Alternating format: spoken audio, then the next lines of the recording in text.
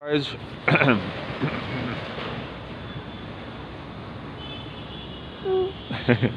today we'll talk about the irritable bowel syndrome, IBS. What is the meaning of irritable bowel syndrome? The meaning of irritable bowel syndrome is pain in gastrointestinal tract, and what you eat is not digestible. It will come out of the body without the digestion, and there is a lot of water in the stool, so the stool becomes so thin, and after eating of food there is a pain in the stomach part area, and so why it happens and how it happens, we will discuss about this one. So you know the gastrointestinal tract mobility movement depend on the brain activity. In the brain there is a axis known as uh, hypothalamic pituitary adrenal axis.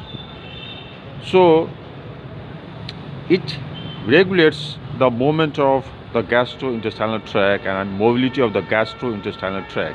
How it happens? As for example, there is a gastrointestine, and there is afferent nerves. It will pass the information from the gastrointestinal tract to the brain, right? With the help of vagus nerves and all, and spinal nerves.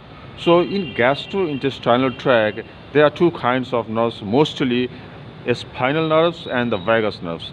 So with the help of vagus nerves and spinal nerves, the information from the gastrointestinal tract will pass from this area to the brain, and this axis is known as gut brain axis, you know. So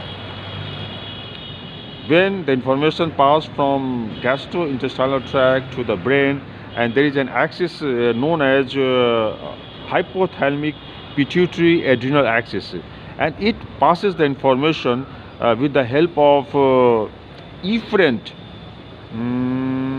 autonomic ganglia neurons, you can say. So it will pass the command and information from the brain to the gastrointestinal tract here, right?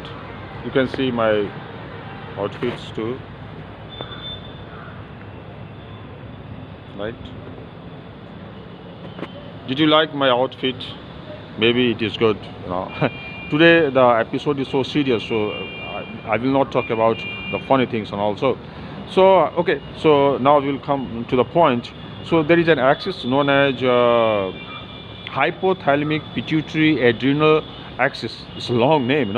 So it regulates, it originates from here, and it regulates the motility and mobility and movement of the gastrointestinal tract. You can say the earth, you can say the stomach, whole area, digestible area, digestive function area, right? So if in the brain, right, it has control over the movement of the gastrointestinal tract, it will be destroyed. So there is a loose association between the brain and the you can say gastrointestinal tract. So if the brain will not give command, will not give information to the gastrointestinal tract, maybe with the help of efferent autonomic neurons, the mobility of the gastrointestinal tract will not happen. So in irritable bowel syndrome there is a problem. So the movement of the gastrointestinal tract will abrupt, so it will become more, it is not balanced.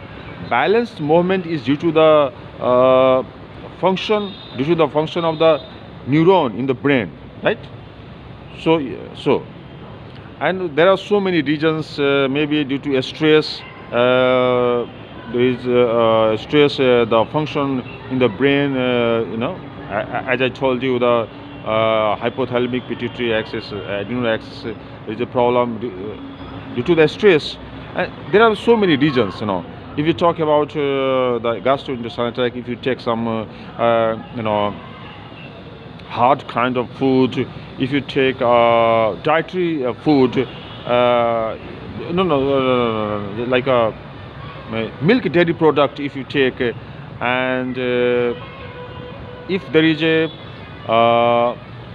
infection, and after infection, it may be irritable bowel syndrome happen. So there are so many reasons. Irritable bowel syndrome.